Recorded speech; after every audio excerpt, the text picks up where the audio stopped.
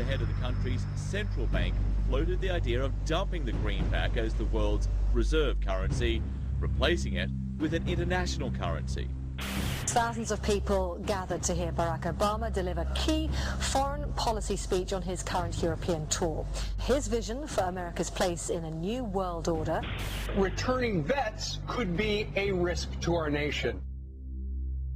We've got to give them a stake in creating the kind of world order that I think all of us would like to see. And one of the ways it will drive the change is through global governance.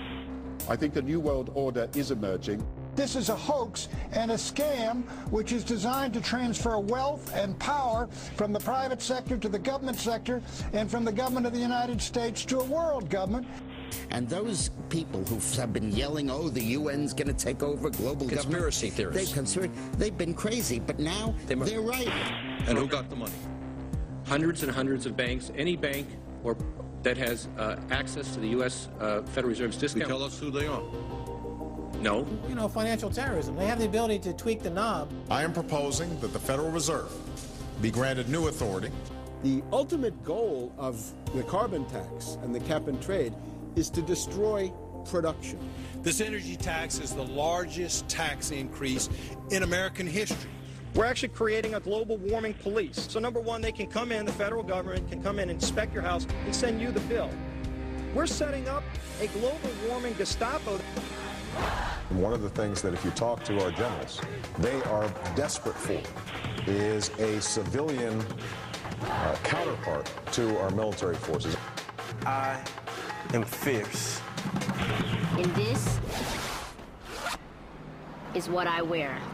Senator Barack Obama's presidential campaign is asking Missouri law enforcement to target anyone who lies or runs a misleading television ad. I've now been in 57 states. I think one left to go. The president, when he was in Europe last week, he met with the king of Saudi Arabia. He appeared to bow. President Obama today proposed something new, something called prolonged detention. Pre-crime is where people are arrested and incarcerated to prevent crimes that they have not yet committed.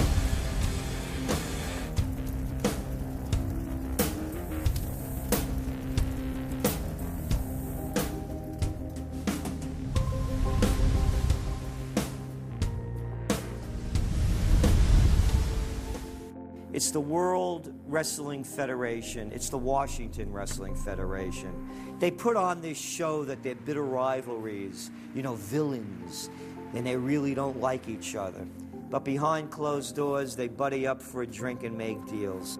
Both the Republican and Democratic parties are owned by the same global elites. And on issues that matter to those global elites, they act as one.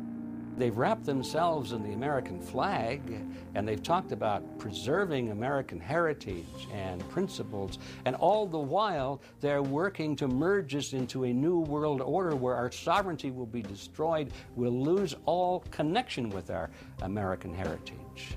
With Bush, you knew exactly what you were getting. It was there was no iron fist in a velvet glove. It was just the iron fist. Whereas with Obama, you've got the velvet glove and the iron fist. You know, a very sharp guy, very smooth, knows exactly what he's doing. For that reason, far more dangerous than Bush. Well, at the end of last year, I was willing to give Obama the benefit of the doubt. I thought it was premature to write this guy off. But now that he's been in office for a while, it's obvious that he is very tight with the Goldman Sachs and JP Morgan's on Wall Street, and he is extremely compliant and pliant to the wishes of the large banks, going back to what we saw with Robert Rubin under the Clinton administration, changing laws in favor of the banks, and he's not doing anything to stop the banks. He's helping the banks continue to do what they were doing under Bush. So in fact, he's just a continuation of Bush on the subject of markets and finance, which is the most important part of his policy right now. People who voted for Obama wanted real change, and they're getting platitudes, they're getting a lot of nice talk, but nothing in the way of concrete change is taking place. In this town, business as usual. There's one puppet master that controls the left, and there's the same puppet master controls the right. They control the Republican Party, and they control the Democratic Party. This is not a party issue. This is not a left-right issue. The question is, who should government serve? And it should serve the people. In fact, government is just a tool of the dominant minority that uses economics and government law to enforce upon the public various mandates. The right-left paradigm in the U.S. and in U.S. politics is taken directly from the commercial world and the corporate world. In the business world, you have Coke, Pepsi. You have McDonald's, Burger King. You've got AT&T and Verizon. You've got duopolies. And a duopoly gives the illusion of there being some competition and some choice. And it looks a little bit better than a monopoly. So, for example, in communist Russia, if they had communist Russia red and communist Russia chartreuse, there would have been the illusion of choice and something akin to democracy in Russia. But they simply said, forget it, we're just going to go with red. In the U.S., they have this left-right paradigm, which, unfortunately, it doesn't take them out of the hard, cold fact that there is no choice. There's no social justice. There's only one choice, which is to supply more rent to the rent seekers who have now taken the whole system hostage. We've seen the limitations on government whittled away. We have seen this erosion to the point where today it seems like nobody does care. And right now in Washington, D.C., we have seen a fall of the republic. If the United States doesn't have its Bill of Rights and Constitution, it doesn't exist anymore. It's just more real estate, more dirt. And that's what these global corporatists want. They want to completely dismantle the Bill of Rights and Constitution, and they're doing that right now. This is the fall of the republic. Our nation is dying. We, the people that live in this fine country, need to stand up, get involved, and take the system back.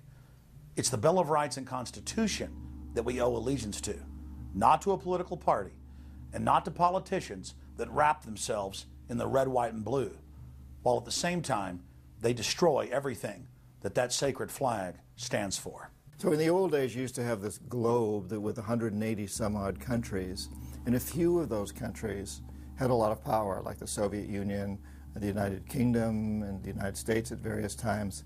But today, you might better look at that globe and say that it's surrounded by huge clouds swirling around the planet. They know no national boundaries. They don't follow any specific sets of laws, and these are the big corporations.